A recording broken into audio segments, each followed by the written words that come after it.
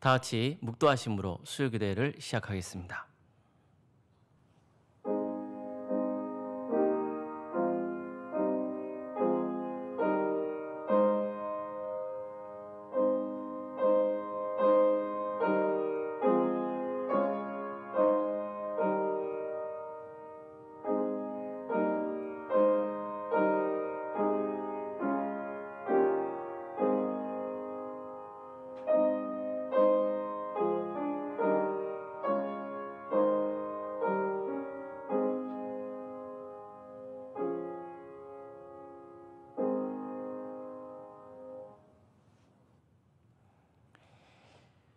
찬송가 623장 찬양하시겠습니다.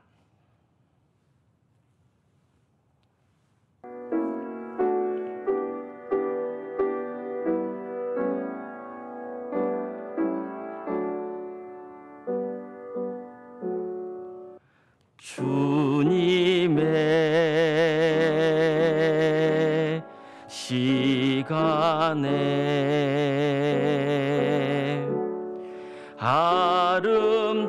아름답게 모든 것 변하리. 주님 나의 갈 길을 인도하여 주시니 주의 뜻을 따라서 살리라. 주님의 시간에 아름답게 모든 것 변하리. 나의 정성 다하여 주를 찬송하오니 주의 뜻을 이루어 주소서.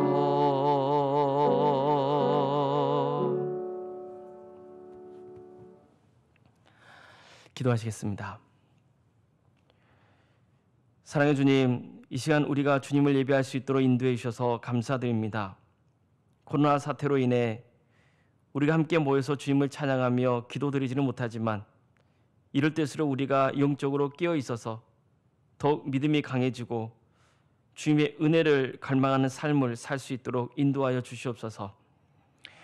우리가 교회에 나와서 예배드리고 또 성도들과 교제하며 함께 세상을 섬겼던 일들이 얼마나 소중하고 귀한 일이었는지를 이번 기회를 통해 깨닫게 해주셔서 감사드립니다.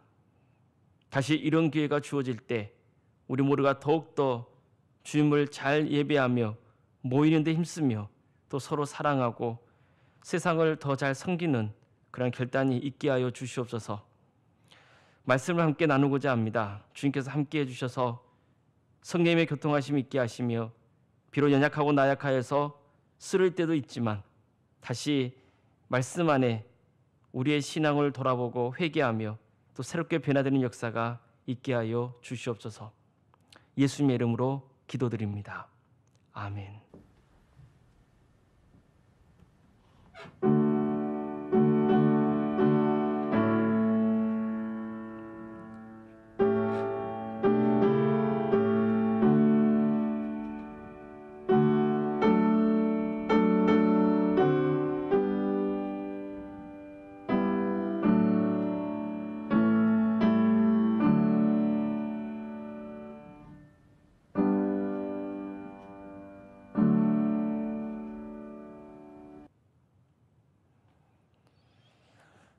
찬송가 272장 찬양하시겠습니다.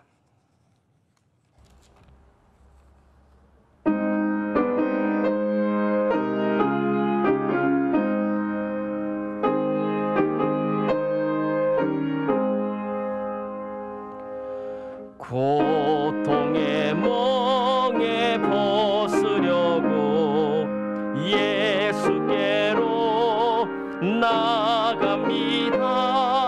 자유와 기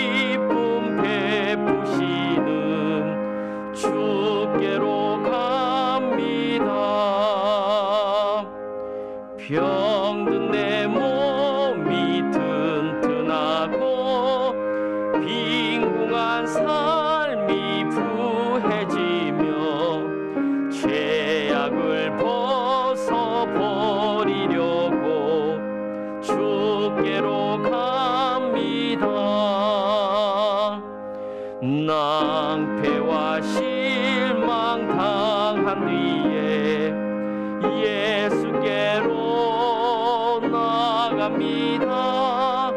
십자가 은혜 받으려고 주께로 갑니다. 슬프던 마음이 위로받고 이 생의 품파 잔잔하며 영광의 찬송 부르려고 주께로 갑니다. 교만한 마음을 내버리고 예수께로 나갑니다. 복되신 말씀 따르려고 주께로 갑니다. 실망한 이 몸 힘을 얻고 예수의 크신 사랑받아 하늘의 기쁨 맛보려고 주께로 갑니다. 죽음의 길을 벗어나서 예수께로 나갑니다. 영원한 집을 바라보고 주께로 갑니다. 멸망의 포구에 나와 평화의 나라 다 날아서 영광의 조를 배우려고 주께로 갑니다.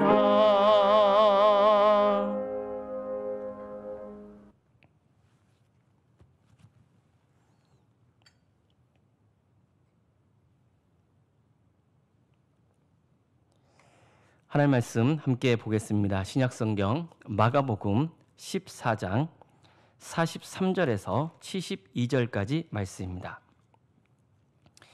마가복음 14장 43절에서 72절까지 말씀입니다.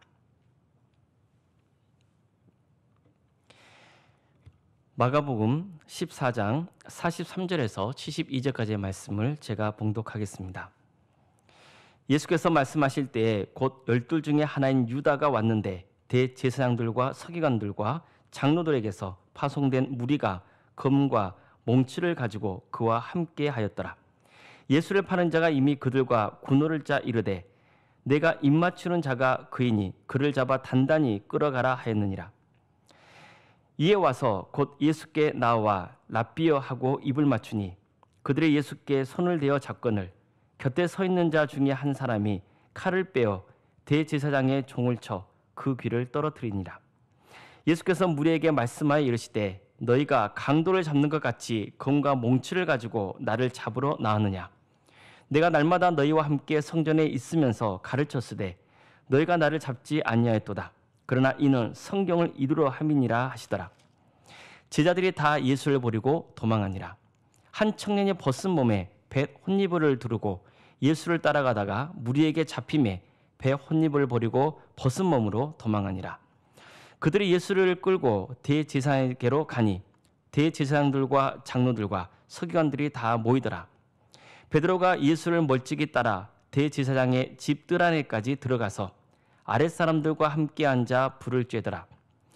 대제사장들과 온 공회가 예수를 죽이려고 그를 칠 증거를 찾되 얻지 못하니 이는 예수를 쳐서 거짓 증언하는 자가 많으나 그 증언이 서로 일치하지 못함이라.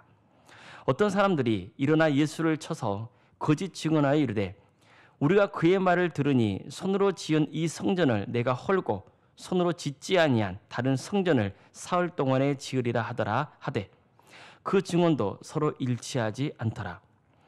대제사장이 가운데 일어서서 예수에게 물어 이르되 너는 아무 대답도 없느냐? 이 사람들이 너를 치는 증거가 어떠하냐 하되 침묵하고 아무 대답도 아니하시거늘 대제사장이 다시 물어 이르되 내가 찬송 받으실 이의 아들 그리스도냐? 예수께서 이르되 내가 그니라. 인자가 권능자의 우편에 앉은 것과 하늘 구름을 타고 오는 것을 너희가 보리라 하시니 대제사장이 자기 옷을 찢으며 이르되 우리가 어찌 더 증인을 요구하리요? 그 신성 모독하는 말을 너희가 들었도다. 너희는 어떻게 생각하느냐 하니 그들이 다 예수를 사형에 해당한 자로 정죄하고 어떤 사람은 그에게 침을 뱉으며 그의 얼굴을 가리고 주먹으로 치며 이르되 선지자 노릇을 하라 하고 하인들은 손바닥으로 치더라. 베드로는 아랫뜰에 있더니 대제사장의 여종 하나가 와서 베드로가 불 쬐고 있는 것을 보고 주목하여 이르되 너도 나사렛 예수와 함께 있었도다 하거늘 베드로가 부인하여 이르되 나는 내가 말하는 것이 무엇인지 알지도 못하고 깨닫지도 못하겠노라 하며 앞뜰로 나갈새 여종이 그를 보고 곁에 서 있는 자들에게 다시 이르되 이 사람은 그 도당이라 한데 또 부인하더라. 조금 후에 곁에 서 있는 사람들이 다시 베드로에게 말하되 너도 갈릴리 사람이니 참으로 그 도당이니라. 그러나 베드로가 저주하며 맹세하되 나는 너희가 말하는 이 사람을 알지 못하노라 하니 닭이 곧 두 번째 울더라. 이에 베드로가 예수께서 자기에게 하신 말씀 곧 닭이 두 번 울기 전에 내가 세 번 나를 부인하리라 하심이 기억되어 그 일을 생각하고 울었더라. 아멘. 오늘도 설교대 함께 하신 모든 성도님들의 가정과 주께서 세우신 서울 산정교회 위에 주님의 은혜와 평강이 늘 함께 하시기를 기원합니다. 예수님이 대적자들의 손에 잡히시기 전에 겟세마네에서 마지막으로 하신 일은 기도였습니다. 예수님은 정말 간절히 하나님께 기도하셨습니다. 이 장면은 마가복음뿐만 아니라 마태, 누가복음에서도 전하고 있습니다. 특히 누가복음에서는 이 상황을 다음과 같이 전합니다. 천사가 하늘로부터 예수께 나타나 힘을 더하더라. 예수께서 힘쓰고 애써 더욱 간절히 기도하시니 땀이 땅에 떨어지는 핏방울같이 되더라. 이처럼 천사가 예수님의 기도를 도왔다는 것과 또 예수님께서 기도하실 때에 흘리신 땀이 핏방울같이 되었다는 것은 누가복음에서만 알려주고 있는 말씀입니다. 우리는 이 말씀에서 크게 두 가지 사실을 알 수 있습니다. 먼저 천사가 예수께 나타나서 힘을 더했다는 것은 하나님께서 천사를 통해 예수님의 기도를 도우셨다는 뜻입니다. 이것은 예수님의 기도가 하나님의 뜻에 합당한 기도였다는 의미이기도 합니다. 또 이 말씀은 예수님께서 십자가의 길을 가시는 것은 대적자들이 주장하는 대로 하나님께 저주받았기 때문이 아니라 하나님의 확고하신 뜻이라는 사실을 강조하고 있는 것입니다. 자, 다음으로 예수님이 기도하실 때 땀이 땅에 떨어지는 핏방울같이 되었다. 이렇게 말씀하신 것은 그만큼 사탄과의 영적 전쟁이 치열했다는 것을 보여줍니다. 자, 다른 복음서도 마찬가지긴 하지만 특히 누가복음은 사탄의 교묘한 활동을 잘 부각시키고 있습니다. 자, 예를 들어서 예수님이 세례 받으신 후에 40일 동안 광야에 계시면서 마귀의 시험을 받으신 일이 있었습니다. 예수님이 모든 시험을 다 이기자 마귀가 떠나가죠. 근데 누가는 이 상황에 대해서 이렇게 말씀합니다. 마귀가 모든 시험을 다한 후에 얼마 동안 떠나니라. 자, 어떻습니까? 완전히 예수님을 떠난 게 아니었습니다. 얼마 동안만 예수님을 떠났습니다. 자, 이것은 이 일이 있은 이후에도 사탄이 계속 예수님 주변을 배회하면서 언제든지 공격을 감행하려 했다는 사실을 암시합니다. 자, 이때 사탄이 특히 주목했던 대상은 예수님의 제자들이었습니다. 자, 먼저 사탄은 가룟 유다를 낚아챕니다. 12 중에 하나인 가룟이라 부르는 유다에게 사탄이 들어가니 예수님의 제자면서도 자꾸 딴 마음을 품었던 가룟 유다를 사탄이 집어삼킨 겁니다. 그러자 가룟 유다는 종교 지도자를 찾아가서 돈을 받고 예수님을 넘겨주기로 약속하죠. 사탄은 다른 제자들도 넘어뜨리려고 했습니다. 이걸 예수님이 모르실 리가 있습니까? 그래서 예수님은 특별히 베드로에게 이렇게 말씀하셨습니다. 누가복음 22장 31절 이하의 말씀입니다. 시몬아 시몬아 보라 사탄이 너희를 밀가 부르듯 하려고 요구하였으나 그러나 내가 너를 위하여 내 믿음이 떨어지지 않기를 기도하였느니 너는 돌이킨 후에 내 형제를 굳게 하라. 사탄이 너희 믿음을 시험하려고 하나님께 너희를 자신의 손아귀에 넣게 해달라라 이렇게 요구했다는 거예요. 자, 이것은 마치 사탄이 예수님을 찾아가서 즉 하나님께 욥을 시험하게 해달라고 요구하는 장면과 아주 유사한 겁니다. 자, 그래서 예수님이 하신 일이 뭡니까? 내가 너를 위하여 내 믿음이 떨어지지 않기를 기도하였다. 즉 중보 기도였습니다. 예수님은 베드로가 믿음에서 떨어지지 않게 기도해 주셨습니다. 정말 베드로 입장에서 얼마나 감사할 일입니까? 하지만 베드로는 예수님의 말씀 안에 자신이 예수님을 배반할 것이라는 내용이 들어있는 것을 알아차리고 절대로 그런 일이 있지 않을 것이라고 장담하죠. 예수님과 함께 감옥에도 갈 것이고 주님과 함께 죽기로 각오했다는 겁니다. 자, 하지만 예수님은 베드로에게 오늘 닭이 울기 전에 내가 3번 나를 부인할 것이다. 나를 모른다고 부인할 것이다. 이렇게 말씀하셨습니다. 자, 이상의 내용을 종합해 보면 제자들이 예수님을 배반하고 부인한 사건의 배후에는 사탄이 있었다는 것을 알 수 있습니다. 특히 누가복음에서는 이 점을 강조하고 있습니다. 그러니까 마가복음만 보면 자칫 놓칠 수 있는 아주 중요한 관점입니다. 사탄은 평소에 따은 마음을 품고 있었던 가룟 유다에게 들어갔습니다. 또 예수님께서 베드로에게 사탄이 제자들을 밀가 부르듯 하려고 혈안이 되어 있다 이렇게 말씀하셨죠. 자, 이것도 제자들이 예수님 곁을 떠나고 또 베드로가 예수님을 부인하게 된 배후에는 사탄이 존재하고 있었다는 사실을 암시하고 있는 것입니다. 자, 그렇다고 해서 제자들이 예수님을 배반하고 부인한 책임이 사탄에게만 있다는 뜻은 아닙니다. 그들은 세상적인 탐욕과 또 욕망에 사로잡혀 있었기 때문에 사탄에게 당한 겁니다. 사탄은 탐욕의 눈이 멀어 있던 가룟 유다를 덮쳤습니다. 제자들은 자기들 중에 누가 더 큰지를 놓고 논쟁을 일삼았죠. 또 예수님을 통해서 세상 성공을 이루려는 욕망을 드러냈던 겁니다. 베드로는 자기 의지로 믿음을 지킬 수 있다고 얘기했습니다. 그래서 다 사탄의 올매에 빠진 겁니다. 사실 성도라면 무조건 사탄의 시험을 당하게 되어 있습니다. 그렇지 않은 게 더 이상한 일이 아니겠습니까? 사탄의 최종 목적은 우리가 예수님을 믿지 못하게 하는 것입니다. 그래야 멸망당하기 때문이죠. 자, 이 점을 유념하고 지금부터 마가복음 본문으로 들어가 보겠습니다.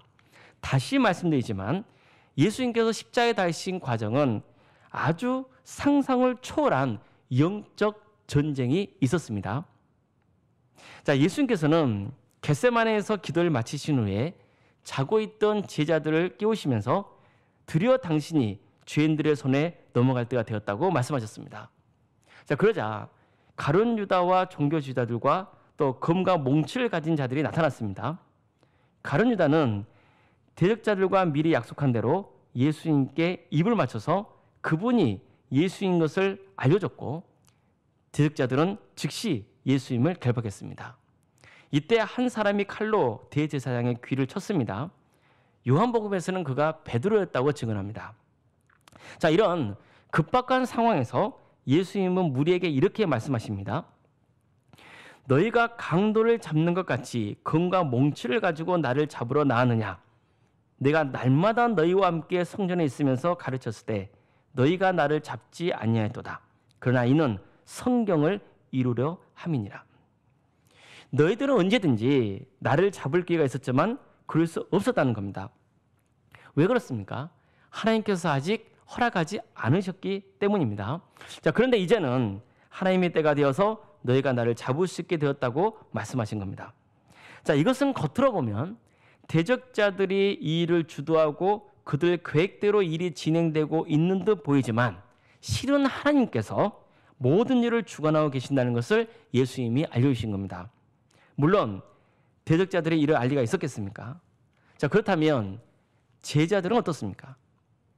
순식간에 벌어진 일이라서 정신이 없었겠지만 예수님께서는 이미 이전에 몇 번이나 당신이 잡히고 고난당한 후에 죽게 될 것이고 3일 만에 부활할 것이라는 것을 알려주시지 않았습니까? 비록 경황이 없었다 해도 예수님이 전하셨던 죽음과 그리고 부활의 말씀을 믿고 평소에 계속 이 마음에 깊이 새기고 있었다면 베드로처럼 혈기를 부르며 칼을 휘두르지 않았고 또 모든 제자들이 예수님을 버리고 도망치는데 급급하지는 않았을 겁니다. 그러지 못했기 때문에 그는 영적 전쟁에서 힘 한 번 제대로 써보지 못한 채 무너져 버린 겁니다. 여기서 특이한 것은 한 청년의 등장입니다. 그는 벗은 몸으로 헛 이불만 두르고 예수님을 따라가다가 무리에게 잡히자 맨몸으로 도망쳤습니다. 자, 이 장면은 마가복음에만 나오는데 많은 사람들이 아마도 그가 마가복음의 저자인 마가일 것으로 보고 있습니다. 물론 그럴 가능성도 있습니다. 하지만 본문이 전하려는 것은 이 청년이 누구인가가 아니라 이 청년이 알몸으로 도망쳤을 정도로 상황이 급박했다는 겁니다. 뿐만 아니라 이 청년도 황급히 예수님을 떠나 도망쳤다는 점을 강조하고 있습니다. 자, 여기서 우리는 사탄의 아주 중요한 전략을 엿볼 수 있습니다.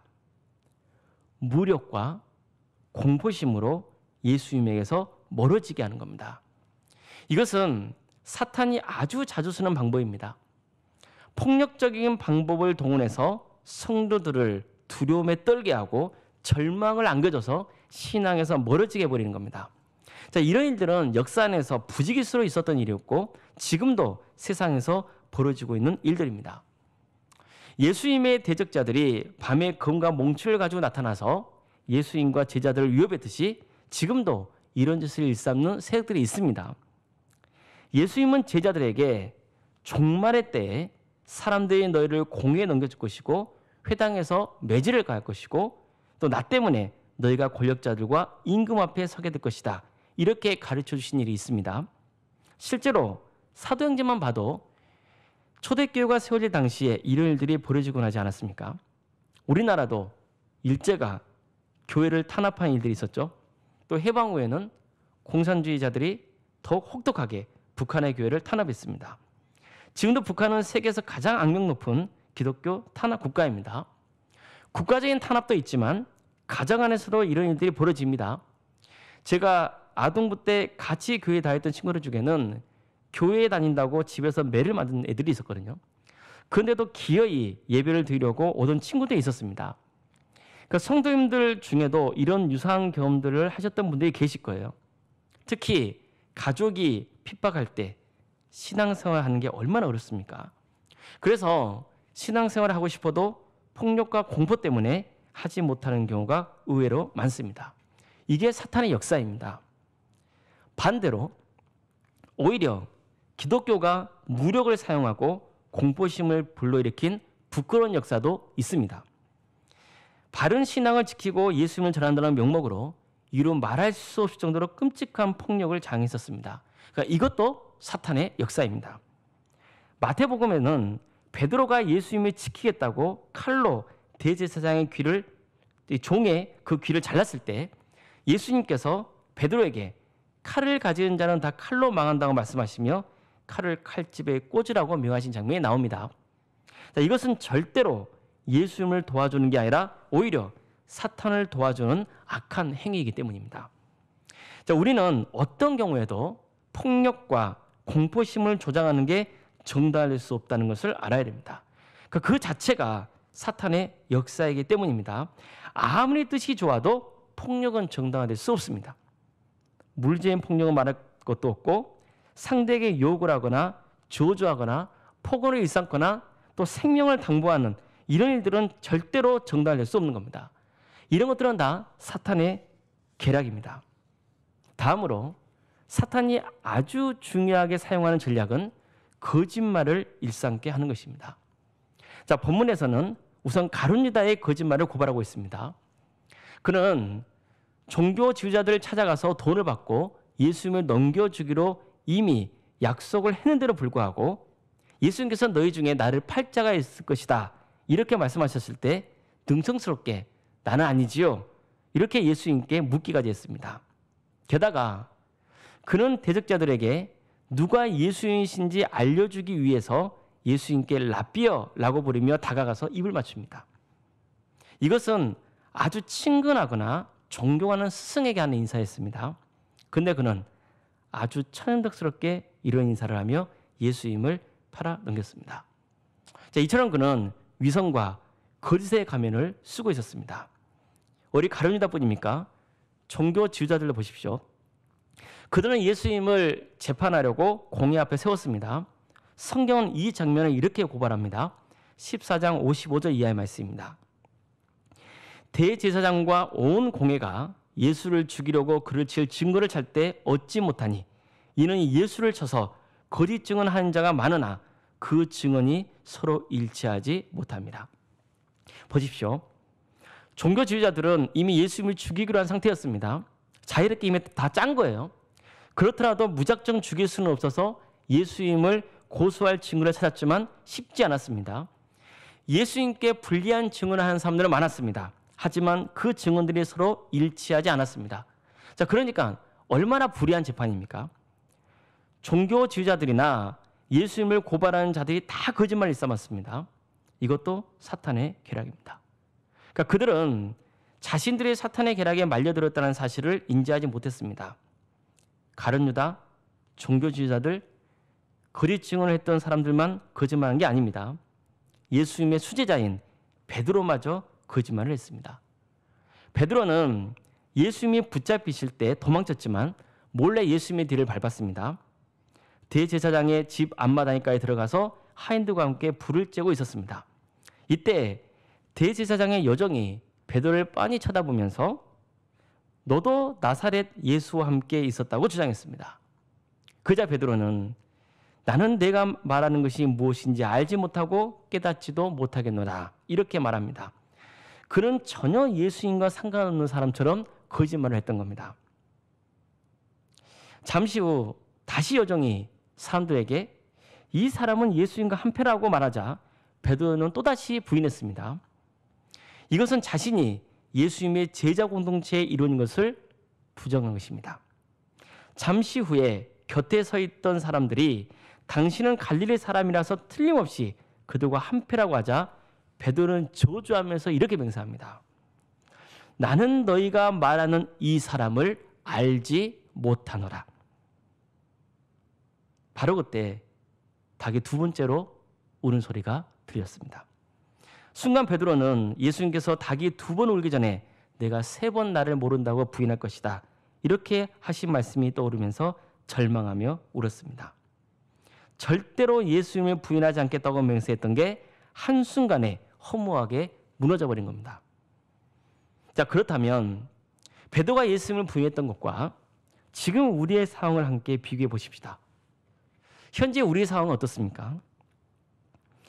특정 교회가 코로나 확산의 진원지로 지목되고 대면 예배를 고수하는 일부 교회들의 모습이 자꾸 알려지면서 세상 사람들이 교회를 바라보는 시선이 극도로 악화되어 있는 상황입니다. 그러다 보니 최근까지도 어딜 가나 교회 욕하는 소리를 심상찮게 들을 수 있었습니다. 자, 이런 상황에서 나는 예수님을 믿는 사람입니다.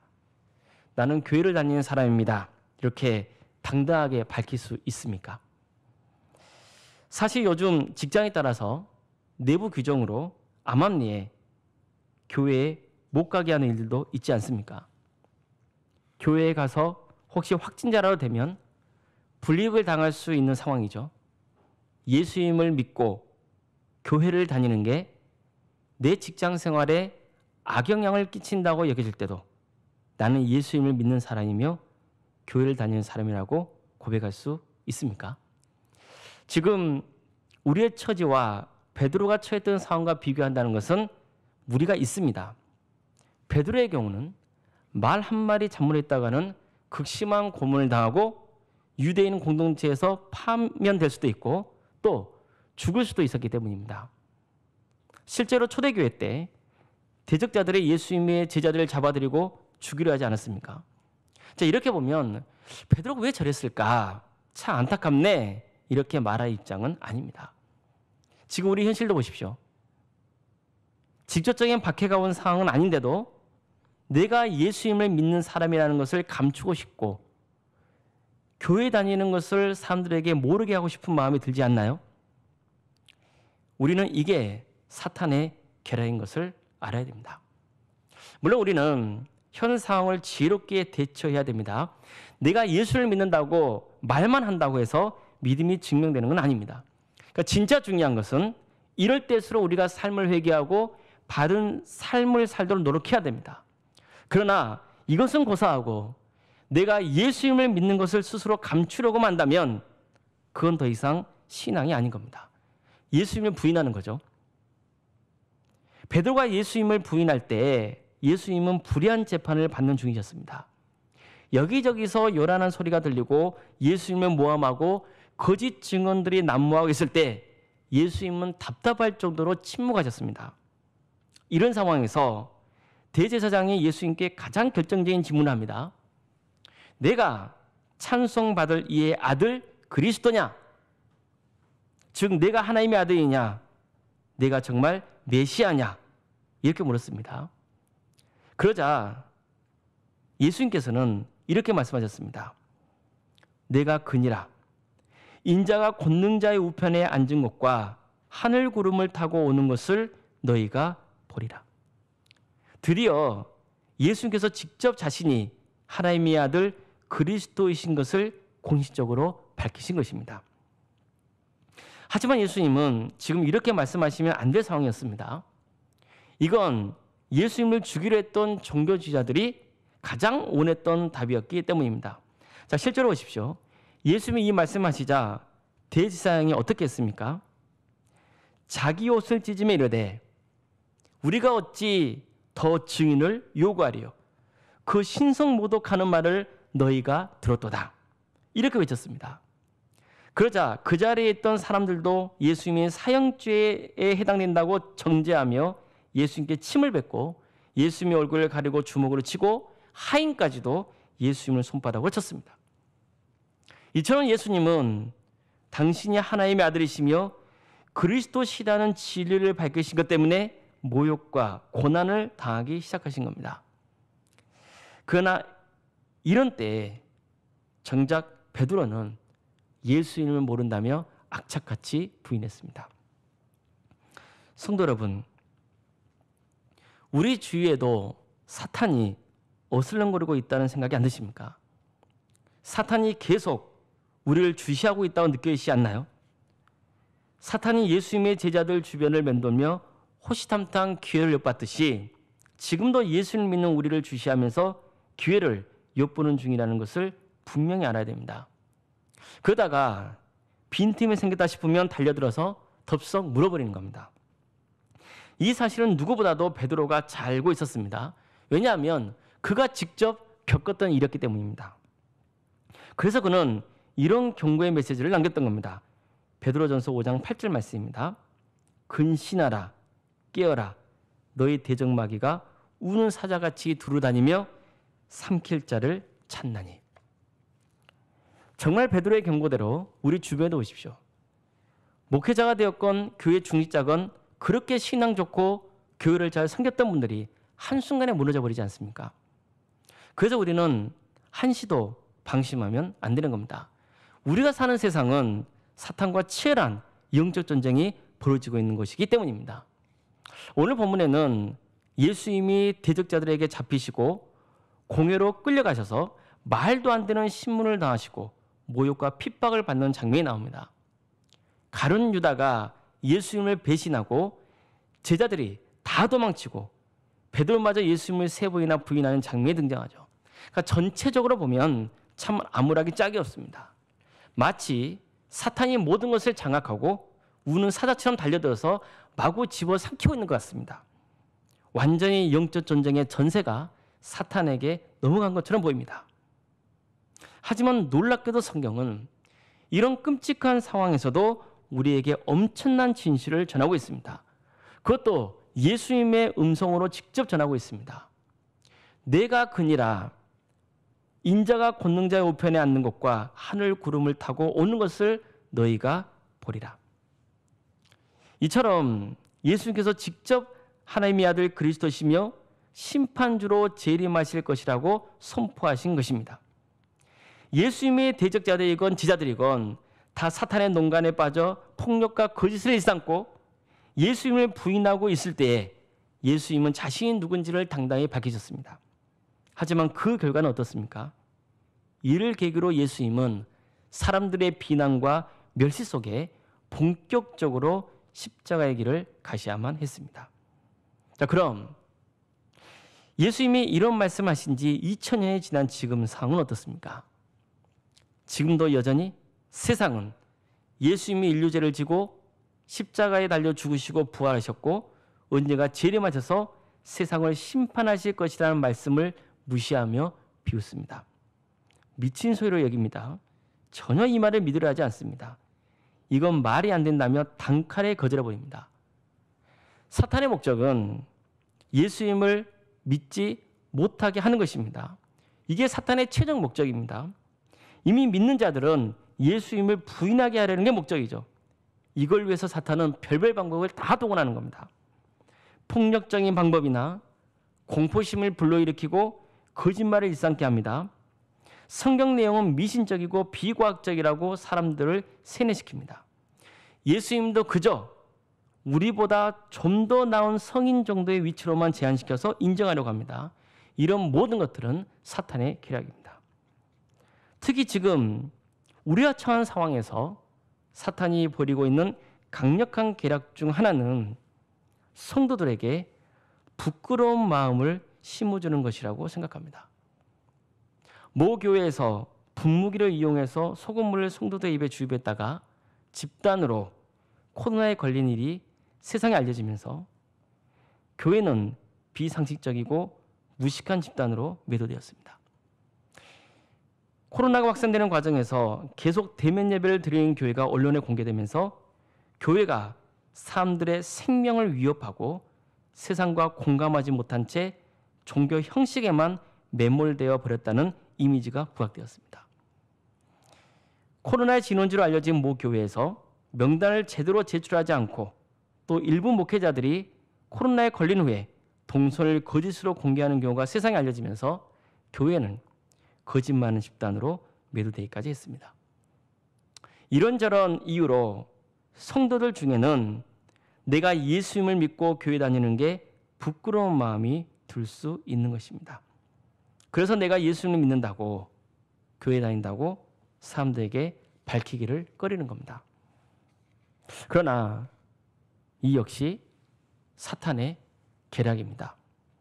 물론 이 과정을 통해서 우리 자신을 돌아보고 교회의 부족한 모습을 회복하는 계기로 삼아야 됩니다.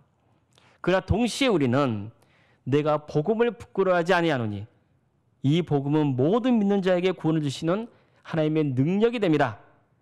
이렇게 선포했던 바울의 메시지를 새겨야 합니다. 우리는 악이 넘치는 세상 속에 살고 있습니다. 우리의 신앙을 위협하고 예수님에게서 멀어지게 하는 일들이 계속 있어 왔고 앞으로도 그럴 것입니다. 말세가 다가올수록 이런 현상은 더 극심할 겁니다. 그렇더라도 끝까지 믿음을 지키는 자가 결국 구원을 받는 것입니다. 정말 지금이야말로 잠자고 있던 우리의 믿음이 다시 깨어나야 할 때입니다. 예수님의 겟세마네에서 자고 있던 제자들에게 시험에 들지 않게 깨어있어 기도하라 이렇게 하셨던 그 말씀이 지금 나를 향해 주신 말씀이라고 믿어야 합니다. 제가 처음에 누가복음 말씀 중에 예수님이 베드로에게 시몬아 시몬아 보라 사탄이 너희를 밀가부르듯 하려고 요구하였으나 그러나 내가 너희를 위하여 내 믿음이 떨어지지 않기를 기도하였노니 너는 돌이킨 후에 내 형제를 굳게 하라 이렇게 하셨던 그 말씀을 전해드린 적이 있습니다. 이 말씀에는 사탄이 제자들을 시험에서 넘어지게 할 것이라는 메시지가 있습니다. 그래서 당황했던 베드로가 절대로 나는 예수님을 배반할 일이 없을 것이라고 장담했던 겁니다. 하지만 예수님이 베드로에게 들려주고 싶었던 진짜 말씀은 내가 너의 믿음이 떨어지지 않게 기도해 줬다는 겁니다. 당시 베드로는 이 말씀을 깊이 새기지 못했지만 예수님이 도와주셔야 이 영적 전쟁에서 승리할 수 있다는 진리를 일깨워 주신 것입니다. 따라서 기도하는 것도 중요하지만 내 기도를 누가 돕고 있는지 아는 것도 중요합니다. 예수님이 도와주십니다. 예수님이 보내신 성령님이 말할 수 없는 탄식으로 우리를 위해 하나님께 친히 간구하고 계십니다. 그래서 죄를 회개하고 바른 믿음을 회복하고 그래서 하나님의 뜻대로 살도록 도와주십니다.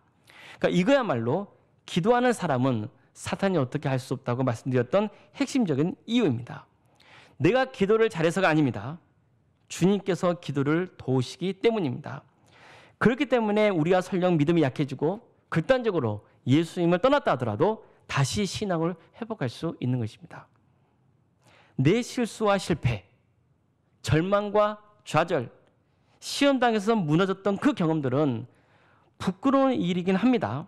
그러나 오히려 이런 과정이 우리가 더 영적으로 강해지고 또 하나님 나라를 위해 더 귀한 일을 감당하는 데 큰 도움이 되는 경우가 많습니다.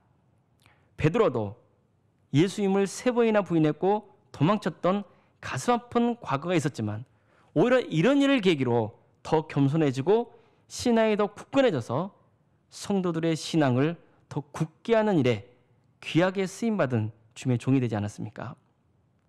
세상의 모든 일이 우리 입장에서는 좋은 일일 수 있고 나쁜 일일 수 있습니다. 그러나 이 모든 게 하나님의 선하신 구원 계획 안에 있다는 것을 믿어야 합니다. 사탄의 역사도 하나님께서 허락하신 범위 안에서만 가능한 것이지 하나님을 넘어설 수는 없습니다. 겉으로만 보면 예수님이 붙잡히고 고난을 당하는 그런 과정이 사탄의 역사인 것처럼 보이지만 실은 세상을 사랑하사 독생자 예수님을 이 땅에 보내신 하나님의 큰 구원의 역사인 것처럼 말입니다. 우리 모두가 사탄의 계략에 절대 무너지지 말고 끝까지 믿음을 지킬 수 있기를 바랍니다.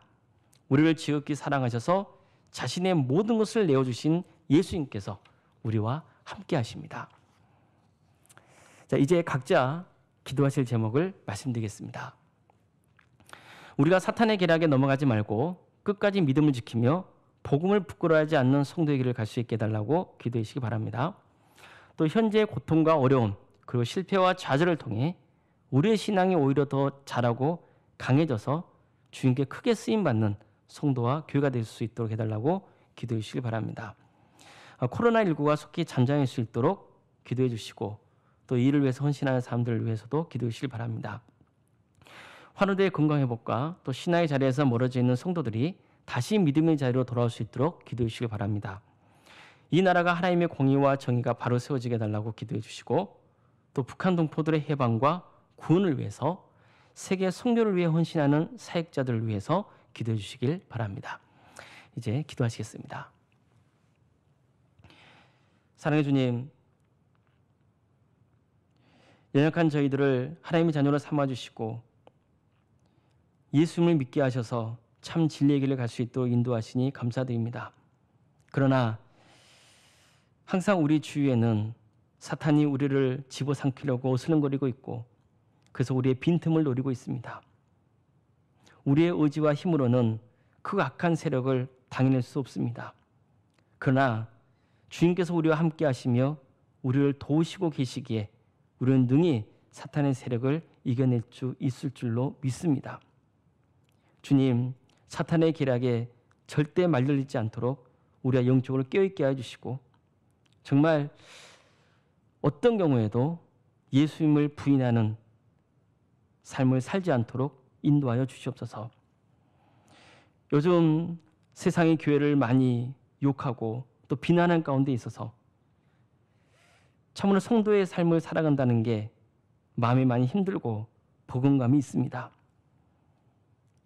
이럴 때일수록 우리가 우리의 부족했고 또 잘못되는 부분을 한번 더 생각하며 반성하고 회개하는 교회로 삼게 해주시되 그러나 동시에 이런 일로 내가 복음을 부끄러워하는 그런 삶을 살지 않도록 인도하여 주시옵소서. 복음이야말로 가장 크신 하나님의 사랑의 증거이며 하나님의 능력인 것을 믿사오니 주님 끝까지 예수님 붙들고 승리하는 삶의 길을 가게 하여 주시옵소서. 주님, 코로나 사태가 계속 장기화되면서 우리가 함께 모여서 예배를 드리지 못하고 있습니다. 그러나 우리가 어디에서 주님을 예배하건 그 자리에 성령님께서 함께해 주실 줄 믿습니다. 그래서 우리의 신앙을 더욱더 굳게 세워주실 것으로 믿습니다. 그러나 주님, 또 때가 되면 우리가 다 함께 모이게 해주시고 함께 힘을 모아 세상을 선교하는 삶을 살게 하여 주시옵소서. 혹 주님, 이런 시국에 믿음의 자리에서 또 멀어져 있는 지체들이 있으면 주님께서 국력해 주셔서 그 안에 잠자고 있는 믿음을 또 깨워주시고, 그래서 더욱더 정신 차려서 주님 바라볼 수 있도록 인도하여 주시며, 또 이 땅에 하나님의 공의와 정의가 바로 세워질 수 있도록 친히 함께하여 주시옵소서. 북한 동포들을 기억하여 주시고 악한 조건은 무너지게 하여 주시며, 그 땅에 또 자유와 해방의 날이 오게 하여 주시어 또 그곳에 수많은 교회들이 세워진 역사가 있도록 인도하여 주시옵소서.